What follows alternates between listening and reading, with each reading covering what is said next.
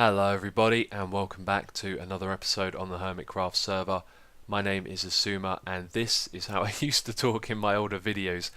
I've been watching some of them lately and it just amused me just how monotone and boring I could be, and I didn't know how to put the enthusiasm into the things that I was doing. And I don't know, it just popped into my head when I was about to start recording. I thought, why not? We are playing around with doing different intros at the moment. It just feels a little deja vu doing the whole hello YouTube every time, so I like to change it up. But anyway, let's go down here because I have a new friend to show you. This guy over here, we have another perfect villager. Now, I don't want to do too much more trading, or any really trading on camera anymore. You know, we kind of covered all the different things. But I do have myself a perfect I do have myself. I am not a plural. We have ourselves would be the thing to say there. A perfect librarian. So this guy right here, he has the paper trade at the end, which is awesome. Now he's unlocked all of his trades but the gold one. The gold one has a 0.005% chance of being unlocked. So when I was trading with all of these librarians that we have stocked up over here, I thought, why don't I give it a go? Why don't I try and get myself a perfect one? And the trades that I were worried about were these two right here, because they cost 10 emeralds each, and if they take a long time to unlock, then you know it's going to cost you a lot. But I decided to do it with this guy because it's his third trade and he's got this one, and I thought, well, it's not going to take too many trades to unlock it. And then the ones after that were really cheap. So we have ourselves almost a perfect villager. That gold trade might unlock at some time, but I've been getting tons and tons of emeralds from this guy. Let's go over to the chest and have a look. You can see here we've got our stack of emerald blocks back, and I've got quite a few more emeralds. And if you remember last episode, I figured out that I'd wasted 47 emerald blocks, so we could have had even more here, maybe 2 stacks of emerald blocks. But you may notice these books down the bottom. Let me show you what these are. These are Silk Touch. Now this is good, but it's also bad as well, because this guy over here had the Silk Touch trade, and at the time I didn't have too many emeralds. I did actually have like half a stack of those in this chest, but I wanted to hold on to them for whatever reason, I don't know. But it turns out that this guy refreshed his Silk Touch trade, so I think it cost 14 emeralds. I made quite a few trades on it, and then I unlocked the next one, and I thought, do you know what I'll do? I'll get to the end, I'll get the paper trade, and then I'll come back and I'll trade more Silk Touch with him, because then it'll be nice and easy to get the emeralds. And when I came back to do this, he has of course refreshed that trade, and now we have Flame 1, which I don't want, which is useless. Oh, it's a real shame, because that Silk Touch trade is amazing. And I think what I'll do is I'll keep recycling through these guys and try and get more of them, and just see if any others come up with a Silk Touch trade. But I think it's going to be quite some time before we find another one of those. So these books, they were going to be, you know, loads of them basically. I would have filled up chests full of these books, but now we only have, how many there? 6. So we've got to be careful about where we use them. Now I don't need them on picks, I don't need them on shovels. I've already got picks and shovels with those. So the only thing I can think of that these need to go on are shears, and then you'd have to put unbreaking on them as well, so it might take me some time to get an unbreaking book. But anyway, that's about everything. We're not going to be doing too much stuff with these villagers anymore. I might look into doing some trading with the priest in the future, but as of right now I think it's time to take a break from doing all this. And I've been using this guy, you know, getting lots of emeralds with him, and I've been using this guy as well to get myself some tools. And I've been busy outside. In fact, I've been very busy. I wanted to do a lot more in here, but I just haven't had the time, you know, things in real life getting in the way. But if we have a look in here, I've got tons and tons of tools now, and I've actually gone through all of these shovels a couple of times working outside. And I can go down, I can do some paper trading and trade with the blacksmith and get myself those tools to repair them, which is great. And it is night outside, so let's just go over here and sleep in this bed. Piggy Wiggy! Piggy Wiggy. This guy has been everywhere. I've seen this guy all over the place. I've seen him in the sugarcane farm. I've seen him over that side of the wastelands when I was making it. And there's just been this roaming pig, who's been going around doing whatever he wants. And I think we've got to give that guy a name tag at some point. He's been awesome. He's been the survivor of the wastelands. Where am I going? I'm completely losing track of what I'm doing here. Let's just go over here. I can't sprint, which is annoying me. And you can see up there is a little zombie fella. Now he has been there for quite some time.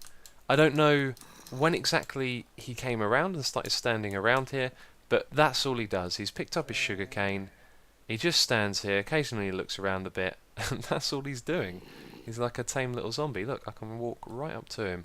I'm kind of afraid to push him too far along though, because he might sort of realise that I'm standing here and then want to come and attack me. But I don't know what's going on with this guy. Maybe he's tracking the villagers and can't pathfind to them or something, but... Oh, there's two of them. Where'd this guy come from? Hey, little guy.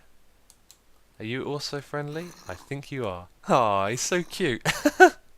Not really, he's got a big green ugly nose. Well, we got two of them now.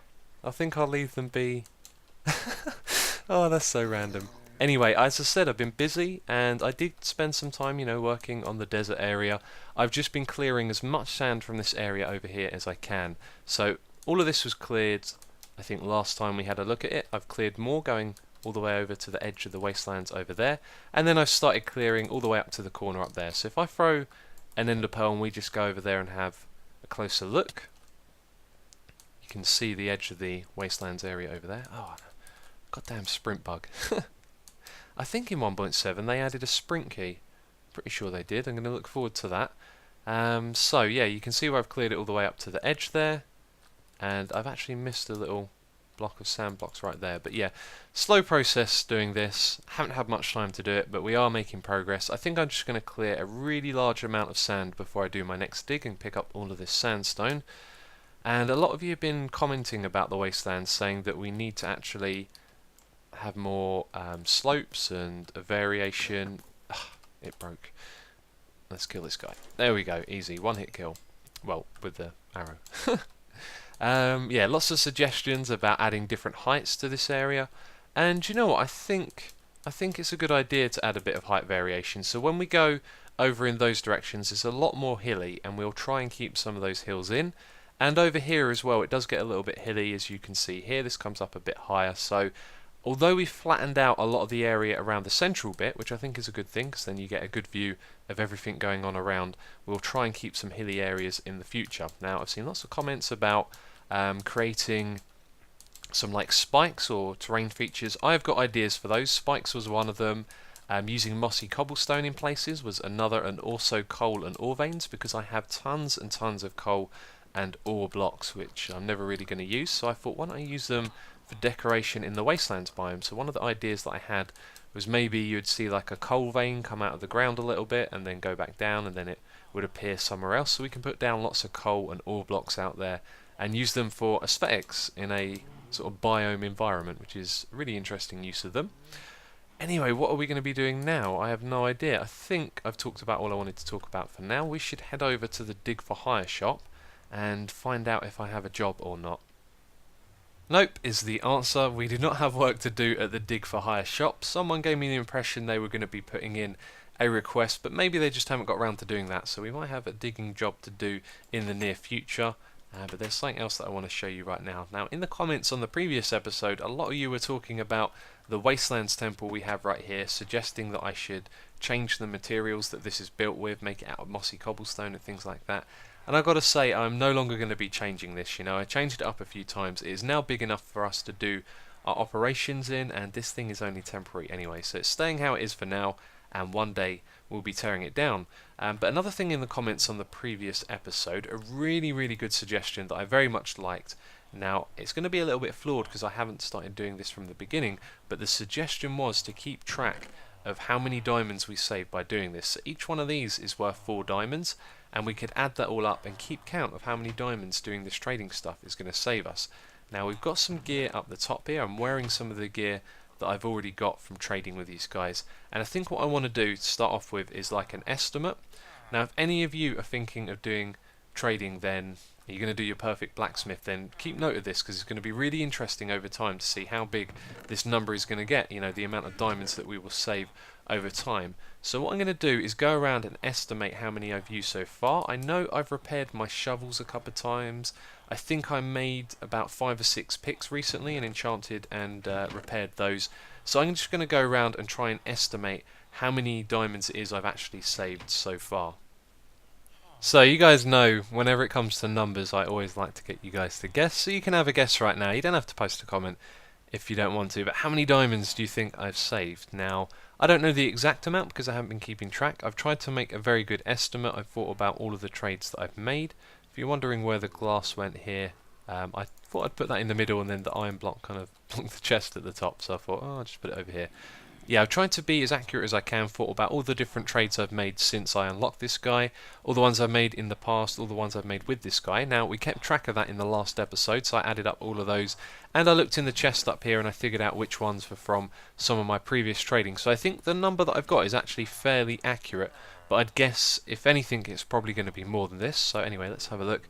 270 is the number. I'm going to put dirt in here for every representation of a diamond. So that adds up to 270 right there. That is a hell of a lot of diamonds. That is more than I have right now. Although I did think that, you know, I wouldn't have gone and crafted 30 diamond boots, for example. So I probably could have afforded everything that I've used so far, considering a lot of this just sits in a chest unchanted and I wouldn't have crafted it. However, over time, we are well and truly going to overtake the amount of diamonds that I've mined for in terms of how many of these we're going to be using, because we're going to be trading with this guy to get tons of gear for other people, not just myself, which I will talk about later in this episode. Let's just put that glass back, by the way. And I can't remember if I mentioned it. I will mention it again. There we go. I knew I had some glass somewhere around here. I put the daylight sensors in because I saw lots of comments about people saying that you needed to put a carpet here to stop the little zombies getting in. Now the thing with putting a carpet down is that trick works when you have a fence post underneath, because the carpet doesn't actually have a hitbox. We should probably check that. I think it has a hitbox, but when you stand on it, it doesn't raise your height. Let me just grab some carpet. Okay, so let's put a fence post under this, because a fence post, although it looks like it takes up one block, it has a hitbox that is 1.5, so when we walk over it we go a little bit higher. Now if you put the carpet on top of that, it looks like it's that tall, however that effect still happens, and so that's why people think it blocks the little zombies from coming through. Now if we press F3 and walk across here, you'll see that our height stays exactly the same. When we walk over this, we go up by half a block, and that's the Y number that you're looking at there. So a little zombie this wouldn't block, it would actually go straight through, and the only reason that it's worked in the past is because you have the fence post underneath, and we don't have a fence post here, so I thought I'd put down the daylight sensor, which I'm pretty sure you definitely increase your height when you stand on top of. Yeah, there you go, 0.375. So that's going to keep the little zombies out when we update to 1.7.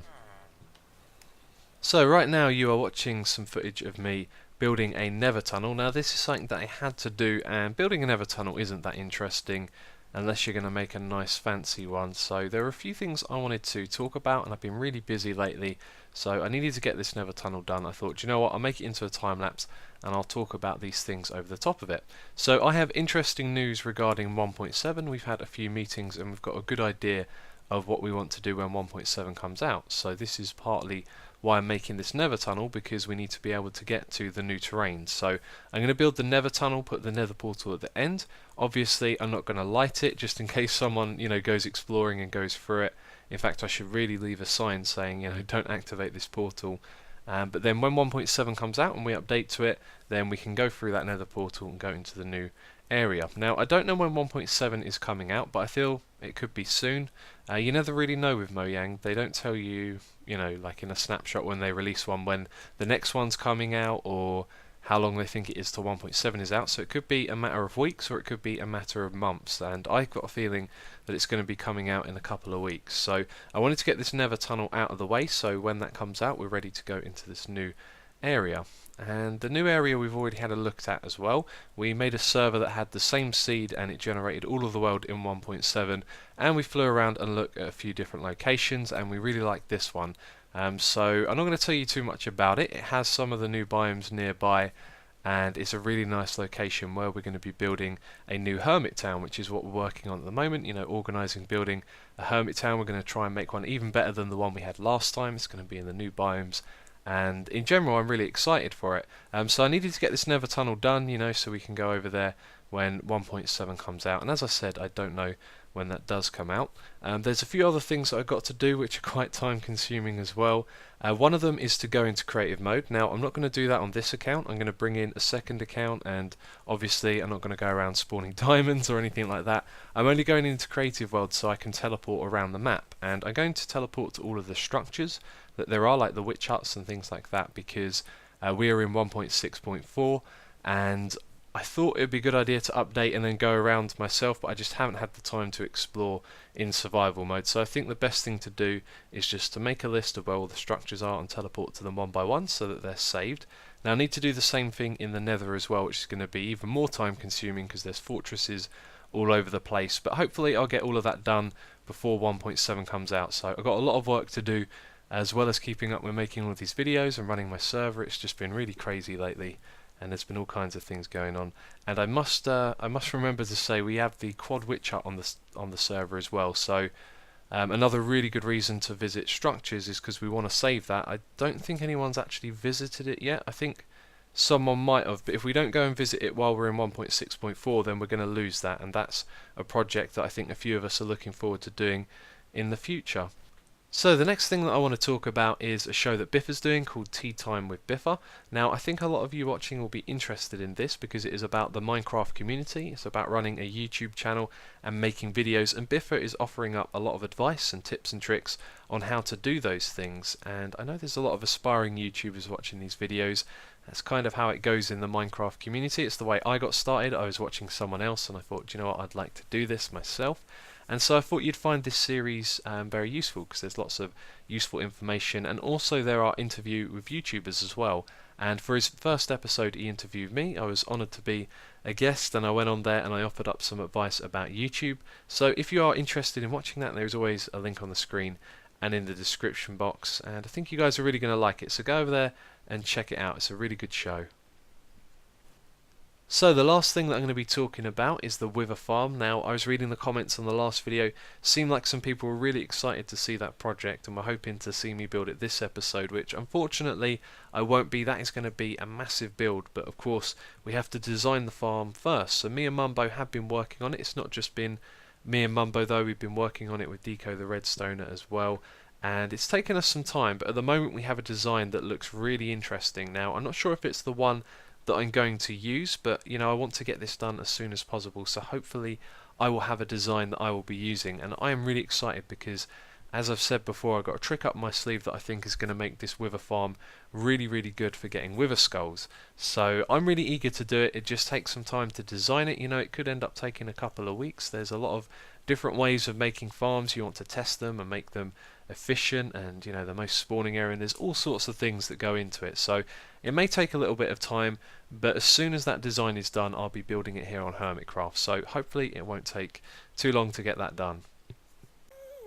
So it has taken me quite some time, but this is now finished, and I didn't have a lot of time to do this or to think about the design either, and I realised after doing this that I've made a bit of a mistake, but I'll explain that to you. So we put half slabs in the middle 3 wide so that horses could go through here and mobs couldn't spawn, and then on the left hand side we've got ice for fast travel, which mobs also can't spawn on, and on the right hand side we have the rails, which at the time I thought mobs can't spawn on those. Of course they can. What they can't do is walk across them, so they can actually spawn on a rail which they can't walk across, and I think that causes them to just stand still, which is kind of a nuisance because if you're going down in your minecart and you bump into a mob, it might send you back on its way, but I'm not 100% sure because I don't use minecarts all the time, and they're always changing the game and fixing little bugs and stuff, and so sometimes the behaviour of things changes. But I did have a look at it. I could put half slabs at this height here, and then that means the player would go through it and it would stop mobs spawning. However, these levers would be in the way, so every so often I had to dig all this up, put the lever underground to power this block, and it would just be such a pain, and I really don't have the time to do that. But this tunnel goes in that direction for about 400 blocks, and maybe I'll get some time in the future to actually put those half slabs in place. Now at the end of the tunnel there is a portal that is 3 by 3, so it can't be lit just yet, but I'm also going to go down there and put a sign saying, you know, don't light up the portal, it's for 1.7. There's some chests down the end as well, and I think I need to add a sign at this end because we don't have one. People might just see this and not know what it's for, so we'll put a sign up here or somewhere saying that this is the tunnel for 1.7. So as well as doing that, I had time to do something over at the bone farm as well, which I talked about in the previous episode, I think, I don't know, and that is remove all of the blocks that were emitting light, because a lot of people were saying in the comments that although mobs can spawn in light level of 7 or below, that light level still affects the mob spawning rate. So I went over there and removed all of the jack-o'-lanterns. I can't really tell if it's made too much difference to the rates. It doesn't seem like it has. But I've removed those, and I've also named our skeleton as well. So here we are at the bone farm. You can see it is a lot darker in there, and it seems like the rates have been increased. There's always 4 or 5 skeletons at the front here drowning, whereas before it was often a lot less than that. So I'm going to do an AFK test, see how much bone meal we get, and I've got a feeling it's going to be a lot faster. But this guy over here, I asked all of you to name him, which I have done, and we can't see his name at the moment. Now my first thought was because we had the blocks above him, so let's remove those. Still can't see his name, and the reason why is because you actually have to look at him, and right now we're looking at the glass block. So if we hop up here, you can see his name is Mr. Bones. Now I really like this one. This was a great suggestion because the Mr. isn't a title, it's actually the name Mr. And I don't know, I like that. It just has a nice look and a ring to it. So Mr. Bones, pretty cool name for this guy right here, except we can't actually see his name. Now one of the other great suggestions was to call this guy Han Solo, because before he was trapped in the ice, and in the movies Han Solo gets frozen in some sort of ice-like thing.